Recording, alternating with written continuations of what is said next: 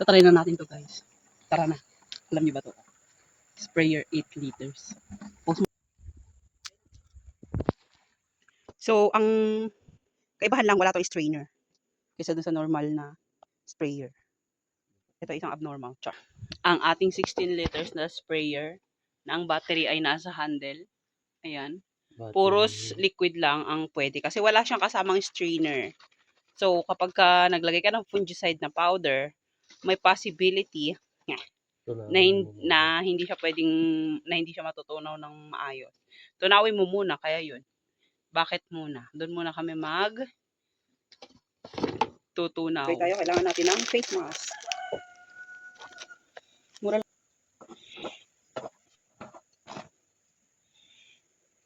Prepare.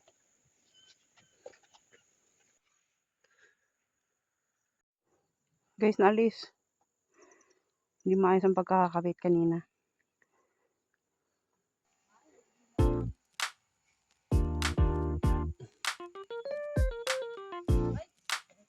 Ayan ko? Yeah.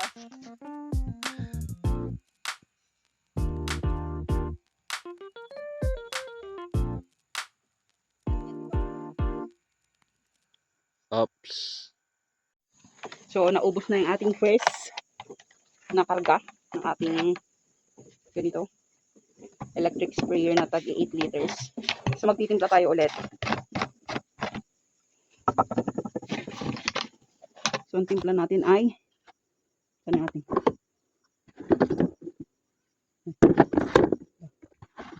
Gold Rush 25.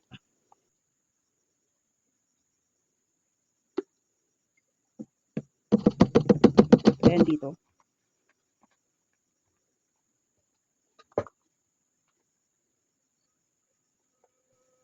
Na Brodan, 10 ml. Ang ating green bean.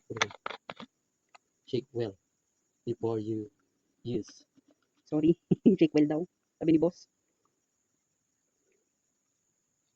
Yan guys, 25. Shake daw muna. Blue. Ang ating green bean na kulay pink. Ang tatas. Ngayon, hindi ko na makita na saan yun. 25. Yan. Tapos water. Parang di sayang.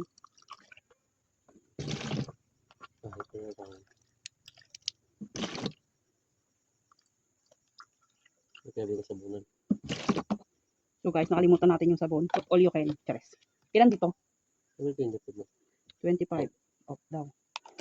Ang ating dishwashing liquid. So, nakakalahating karga na tayo. Still working pa rin yung kanyang battery. So, good quality talaga siya. Kaya, go na. Kung isa ka ding lady farmer at nahihirapan ka sa pag-spray dahil nga sobrang bigat. Sabig na talaga yan.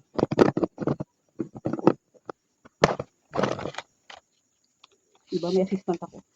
So guys, tapos na ang ating dalawang karga ng ating 8 liters. Ayan. So makikita mo.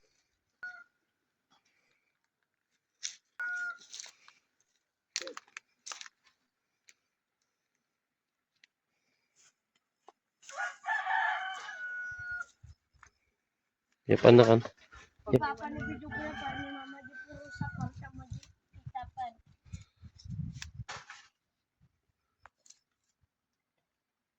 So hapon na tayo guys. Dumidilim na. Uwi na tayo. Yee! Kasi kapag talaga nag-spray na insecticide talaga dapat hapon. Yun ang sabi nila. Agree din ba kayo?